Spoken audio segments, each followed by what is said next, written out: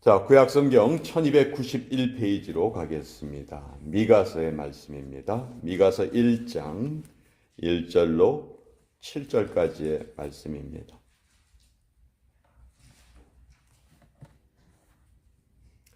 미가서 1장 1절부터 7절까지의 말씀, 구약성경 1291페이지에 기록되어 있습니다. 우리 미가 선지자는 예루살렘과 또 사마리아 두 곳을 향해서 동시에 외치게 됩니다.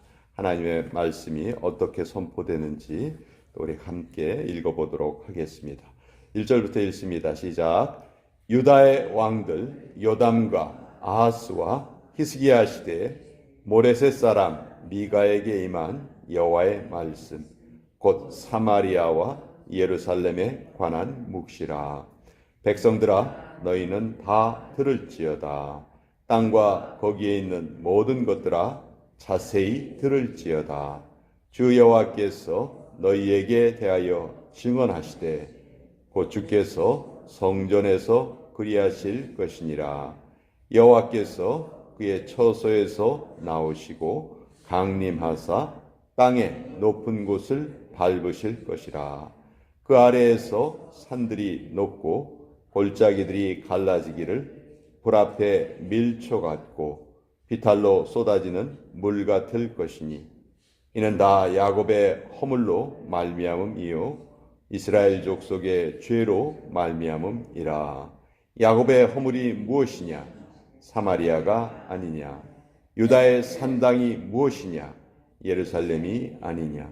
이러므로 내가 사마리아를 들의 무더기 같게 하고 포도심을 동산 같게 하며 또 그 돌들을 골짜기에 쏟아내리고 그 기초를 드러내며 그 새긴 우상들은 다 부서지고 그 음행의 값은 다 불살라지며 내가 그 목상들을 다 깨뜨리리니 그가 기생의 값으로 모았은즉 그것이 기생의 값으로 돌아가리라. 하나님의 말씀입니다.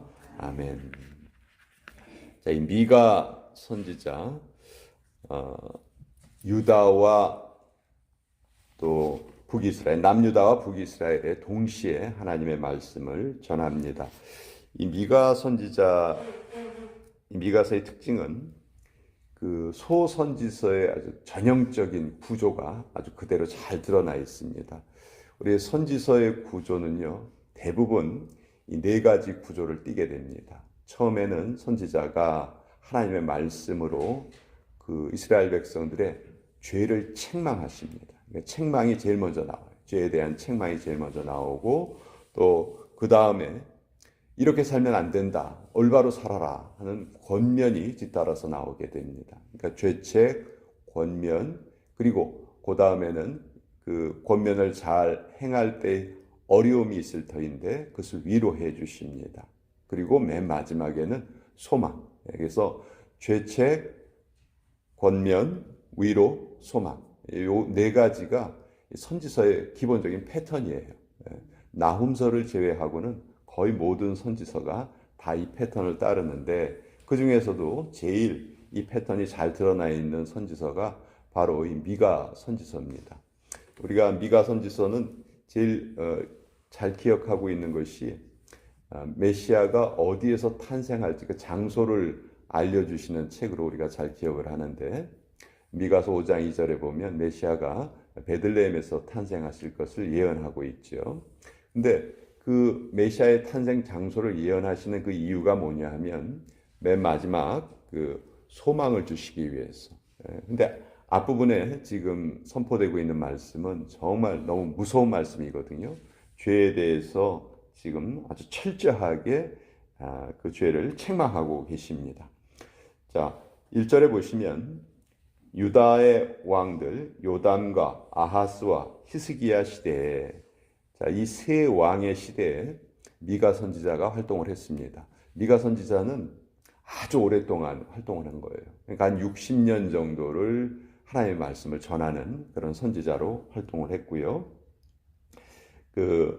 이때 특별히 이 아하스 왕이 히스기야 왕의 아버지인데 이 히스기야 왕은 하나님께 칭찬받았던 왕이죠. 근데 그 히스기야 왕의 아버지였던 아하스 왕은 어떤 일을 실제로 벌였냐면 하나님이 제일 미워하시는 이방 제사의 풍습 중에 하나가 인신 제사입니다.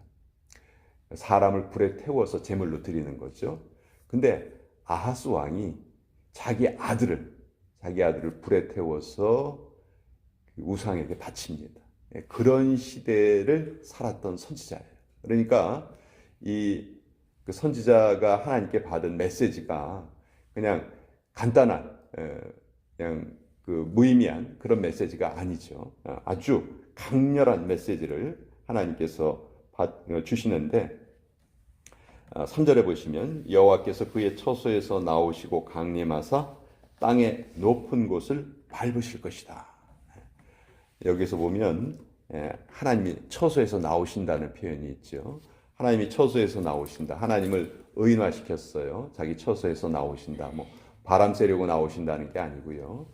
우리 인간의 삶에 직접적으로 개입하신다는 거예요. 어떻게 개입하시냐 하면 땅의 높은 곳을 밟으신다. 여기 이제 땅의 높은 곳이라는 말이 좀 중요한 의미인데, 자, 땅의 높은 곳 여러 가지 의미가 있어요. 첫째는 이스라엘의 지형을 우리가 생각해 보면요, 이스라엘 지형은 옆에서 보면 꼭 우산처럼 생겼어요. 우산이 이렇게 둥그렇게 생겼잖아요. 이 우산의 맨 꼭대기 부분에 이제 우리가 알고 있는 모든 도시들이 다 이곳에 위치하고 있습니다. 뭐 예루살렘이라든지 헤브론이라든지 사마리아라든지 뭐 우리가 알고 있는 그런 그 이스라엘의 중요한 도시들은 다 이 산꼭대기에 위치하고 있어요. 당연히 왜냐하면 산꼭대기가 방어하기에 제일 좋아요. 그렇죠? 누가 쳐들어오더라도 위에서 방어를 하면 훨씬 쉽잖아요. 그래서 산꼭대기에 도시들이 있습니다. 근데 1차적으로 그 땅의 높은 곳은 바로 이런 도시들을 말하는 거예요. 그 도시를 밟아버리시겠다. 왜 이스라엘 백성들이 살고 있는 도시를 밟으신다고 하느냐? 그 도시에서 일어나는 일들이 하나님을 섬기는 일과 정반대의 일이기 때문에, 하나님이 원하시는 일과 정반대이기 때문에 그것을 완전히 밟아버리겠다, 이렇게 말씀하시죠. 두 번째, 땅의 높은 곳이라는 것은 당시의 통치 계급을 또 비유적으로 말씀하시는 말입니다. 자, 이 당시의 통치자들이 사회 정의를 행하지 않았거든요. 그래서 자기들의 힘을 믿고 약한 자를 괴롭히고 착취하는 자들 하나님께서 징계하시겠다, 벌하시겠다. 어떤 통치자라 할지라도 하나님께서 밟으시면 뭐 여지없이 깨뜨려지고 말겠죠. 또 세 번째로는 영어 성경에서 보면 high place라고 번역된 말이 있어요. high place. 말 그대로 높은 곳, 높은 장소, 그렇죠? 근데 그것이 우리말 성경에는 산당으로 번역되어 있습니다. 산당. 산당이 뭐냐 하면 산의 높은 곳에 제단을 만들어 놓은 거예요. 그럼 좋은 거 아닌가? 거기에서 하나님 경배하면 좋은 것 아닌가? 근데 이 산당이 어떻게 타락을 하냐 하면 그때그때 상황에 따라서 하나님이 필요하면 하나님께 제사 드리고 또 우상이 필요하면 우상에게 제사 드리고, 그래서 산당은 아주 대표적인 종교 혼합주의의 산물입니다. 그러니까 이스라엘 백성들은 하나님을 섬겨야 하는 민족들인데 자기의 그 상황에 따라서, 자기 필요에 따라서 이번에는 우리 하나님께 제사 드리고, 다음에는 우리 바알에게 제사 드리고, 이런 식으로 자기들 마음대로 자기 구미에 맞게 그를 섬길 대상을 선택을 했어요. 그리고 그것을 어디에서 그 일을 행했냐면 산당에서 행한 거예요. 그러니까 하나님 보시기에 산당은 너무너무 가증스러운 거예요. 우리 교회 다니는 사람들이 어떤 날은 교회 와서 예배를 열심히 드리고 하나님 찾다가, 또 어떤 날은 또 절에 가서 부처님 찾고, 만약 예를 들어서 그렇게 생활한다고 한번 가정해 보세요. 그런 모습을 올바른 신앙생활이라고 할 수 있겠는가?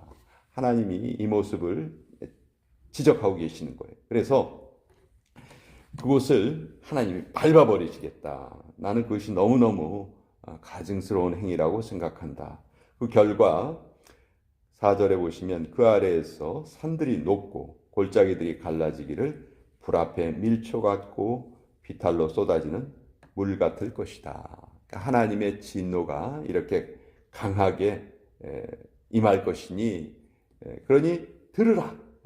빨리 우리 하나님의 말씀을 청종해야 되겠다. 그래서 5절에는 그 대표적인 이스라엘의 죄악이 여기 기록되어 있는데요. 하나님이 이렇게 진노하신 이유가 다 야곱의 허물로 말미암음이고 이스라엘 족속의 죄로 말미암음이라. 야곱의 허물이 무엇이냐? 사마리아가 아니냐? 사마리아는 아주 대표적으로 우상을 섬기는 곳이 되어버렸죠. 바로 그것이 야곱, 여기 야곱은 이스라엘 백성 전체를 지칭하는 말이에요. 야, 너희들의 잘못이 뭐냐고? 사마리아를 봐, 사마리아. 사마리아에서 지금 도대체 어떤 일이 벌어지고 있는 거야? 사마리아에서 우상을 숭배하고 하나님을 멸시하는 그런 것을 지금 지적하고 계시고요. 유다의 산당이 무엇이냐? 예루살렘이 아니냐? 너희가 그렇게 다윗성이라고 부르고 하나님의 도성이라고 부르는 그 예루살렘에도 지금 산당이 득식을 하지 않느냐? 그러면서 뭘 나를 제대로 섬긴다고 말을 하느냐 하는 것이 지금 미가 선지자의 책망이에요. 그래서 그것에 대한 하나님의 진노가 이제 이렇게 펼쳐질 것이다 하는 것이 미가 선지자 1장에 나온 내용입니다. 8절부터 16절까지는요. 이 10개의 그 지명이 나와요. 이게 다 유다에 있던 성읍들의 이름이에요. 근데 그 각 성읍들마다 정말 하나님이 원치 않으시는 그런 일들이 계속 자행되고 있다는 것을 지금 나타내 주고 계세요. 미가 선지자는요. 미가 선지서는 12개의 그 소선지서 중에서도 가장 높은 수준의 내용이다. 우리가 그렇게 신학자들이 말을 합니다. 미가 선지자를 통해서 종교의 본질이 우리에게 정확하게 알려주시죠. 여러분 미가서 8장 6절을 한번 보세요. 미가서 6장 8절. 죄송합니다. 6장 8절. 미가서 6장 8절은 우리 믿음의 본질이 무엇인가 이것이 너무도 잘 나타나 있는 그런 본문인데요. 사람아 주께서 선한 것이 무엇임을 내게 보이셨나니 하나님이 원하시는 게 뭐냐? 여호와께서 내게 구하시는 것은 오직 정의를 행하며 인자를 사랑하며 겸손하게 내 하나님과 함께 행하는 것이 아니냐. 여러분 우리 신앙의 본질이 바로 이거예요. 신앙의 본질이 하나님의 정의를 우리의 삶을 통해서 구현하고요. 인자를 사랑하고 인자함을 사랑하고 그러니까 사랑을 베풀고 그리고 겸손하게 내 하나님과 함께 행하는 것이 아니냐. 겸손하게 하나님과 함께 행하는 것의 반대는 뭘까요? 교만하게 나 혼자 행하는 거겠죠. 그렇죠? 그러니까 우리 이 신앙의 본질은 늘 하나님을 내 마음에 모시고 살아가는 것이다 하는 것을 우리에게 잘 알려주는 그런 구절인데 그런 면에서 이 미가서의 메시지는 가장 수준 높은 메시지이다. 근데 미가는 이런 앞에 죄에 대한 책망을 이렇게 강하게 하시지만 여기에서 끝나지 않고 하나님이 우리에게 메시아를 보내주실 것이다. 누구든지 그 메시아를 의지하는 자가 다시 영적으로 살아나게 될 것이다. 그것을 또한 우리에게 알려주시는 너무도 귀한 말씀입니다. 오늘 이 미가서 1장의 메시지 같이 나누어 보았습니다. 자, 오늘